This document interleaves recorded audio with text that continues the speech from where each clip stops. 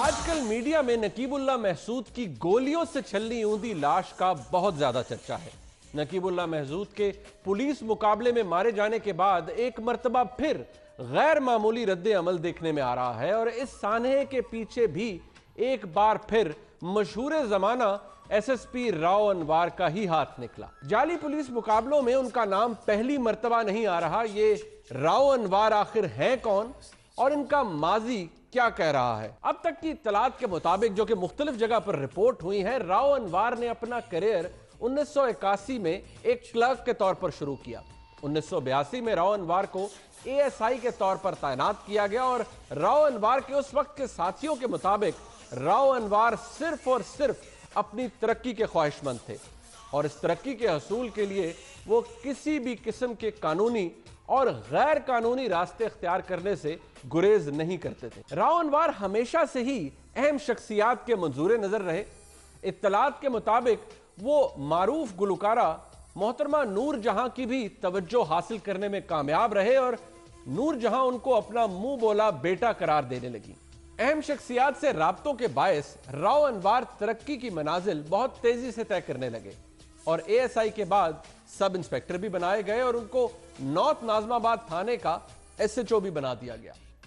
मोहतरमा बेनजीर भुट्टो शहीद के दौर में जब पीपल्स पार्टी की तलबा तंजीम पीएसएफ के कई कारकुन गिरफ्तार किए गए तो उन कारकुनों को छुड़वाने के लिए राव अनवार ने भरपूर ताउन किया और यूं उनकी तरक्की की मजीद मौके मिले। बेनजीर भुट्टो के दूसरे दौरे हुकूमत के दौरान कराची ऑपरेशन में राव अनवार पर भी खास नजर करम की गई।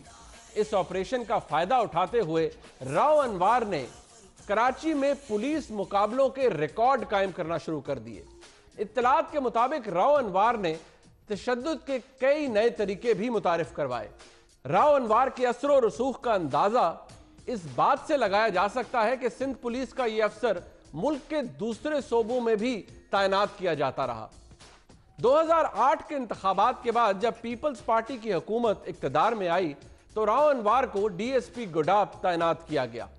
कहा जाता है कि मलीर में उनकी तैनाती भी एक आला तरीन सियासी शख्सियत के मरहूने मिन्नत थी।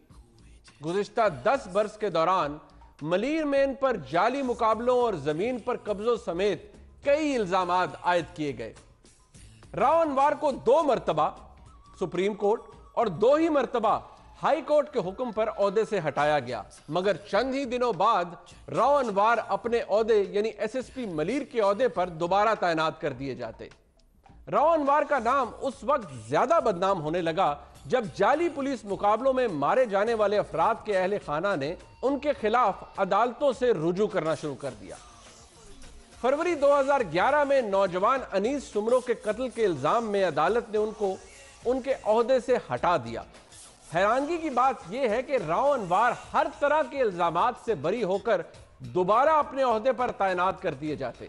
अब एक मर्तबा फिर नकीबुल्लाह महसूद के कत्ल के इल्जाम में राव अनवार को उनके ओहदे से हटा दिया गया है। इस बार राव अनवार के लिए सूरत हाल थोड़ी मुख्तलिफ है क्योंकि आईजी सिंध एडी ख्वाजा, जिनके हुक्म पर इस केस की तहकीकात के लिए एक कमेटी कायम की गई है, आईजी सिंध भी आला शख्सियात के दबाव में राव अनवार पर किसी भी तरह की लचक बर्दाश्त करने के लिए तैयार नजर नहीं आते। ताहम इस वक्त राव अनवार मंजर आम से गायब है। सवाल यह है कि अगर इस मर्तबा राव अनवार अपने मंतकी अंजाम तक पहुंच जाते हैं तो क्या कोई नया राव अनवार पैदा नहीं होगा?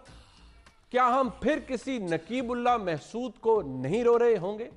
यह एक बहुत तल्ख सवाल है जिसका जवाब शायद आने वाला वक्त ही देगा।